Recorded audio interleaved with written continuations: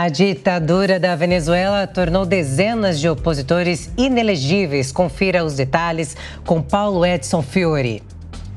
Uma das principais pré-candidatas da oposição para as eleições presidenciais de 2024 na Venezuela, Maria Corina Machado, foi inabilitada a exercer cargos públicos por 15 anos. A decisão é da Controladoria Geral do governo de Nicolás Maduro. Além de Corina, o texto determinou a inabilitação de uma extensa lista de opositores, entre eles o duas vezes candidato presidencial Henrique Capriles, além de Juan Guaidó, que se exilou nos Estados Unidos em abril. Segundo o regime chavista, a decisão de proibir Maria Corina de concorrer foi baseada em supostas irregularidades administrativas quando ela foi deputada de 2011 a 2014.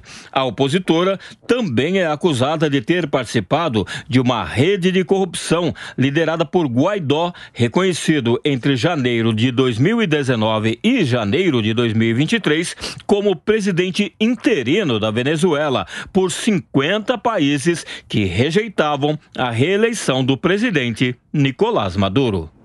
Koba, a gente vê aí mais uma vez, né? Quase a ditadura da liberdade de expressão.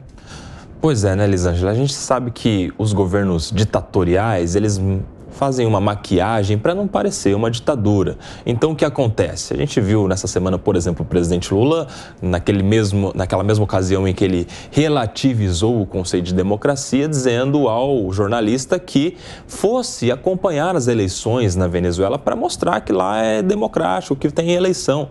Mas quando tem uma eleição, depois de um período em que, primeiro, você cala opositores, você os torna inelegível.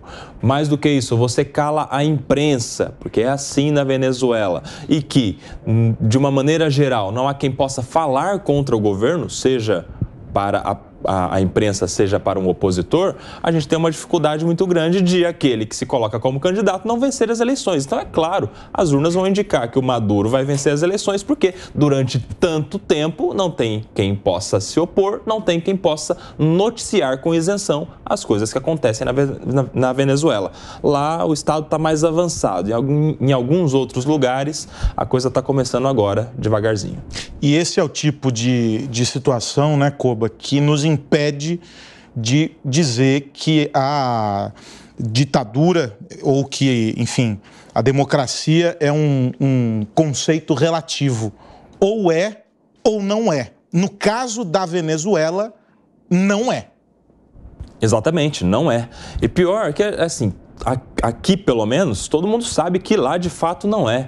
O que a gente precisa discutir não é se a Venezuela é ou não é uma ditadura, é uma democracia ou não é. O que a gente precisa discutir é quem é que passa o pano e quem é que relativiza essa tal democracia ou ditadura venezuelana. Porque isso é muito perigoso. A partir do momento em que você passa uma mensagem de que você concorda que lá há uma democracia, você está deixando claro de que quando começar a acontecer aqui com mais ênfase o que já acontece lá, aqui haverá também uma democracia e será aceito o que acontece lá. Ditadura contra liberdade de imprensa, contra opositores, fora do jogo político. Enfim, isso é tudo muito sintomático de um risco à democracia.